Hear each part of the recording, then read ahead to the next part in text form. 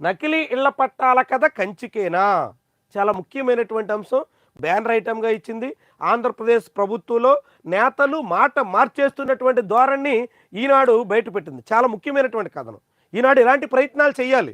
ప్రభుత్వానికి వంతపాడడం, తమ ప్రయోజనాలకు తగ్గట్టుగా సాగడం ఇది ఏమాత్రం సమర్థనీయం కాదు. కానీ ఈరోజు ఏ లక్ష్యంతో ఈనాడు ఈ రాత రాసినప్పటికీ చాలా ముఖ్యమైనటువంటి కథనం. ఎందుకంటే గన్నవరం ఎమ్మెల్యే వల్లభనేని వంశీ నకిలీ పట్టాలు ఇచ్చారు అనేటువంటి కేసులో జైల్లో ఉన్నారు.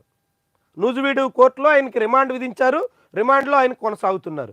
మరి ఇదే నకిలీ పట్టాలు మచిలీపట్నంలో మరి ఇచ్చినప్పుడు అక్కడ కూడా కేసు వర్తింపజేయాలి కదా.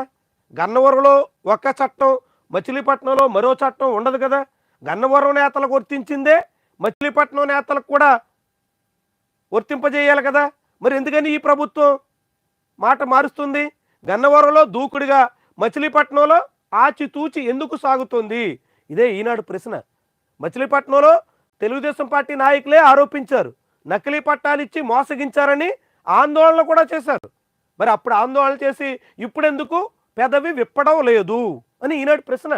మచిలీపట్నంలో 10,000 పట్టాలు ముద్రించి వాటిలో 5,000 పనిచేసిన విచారణ ఇది.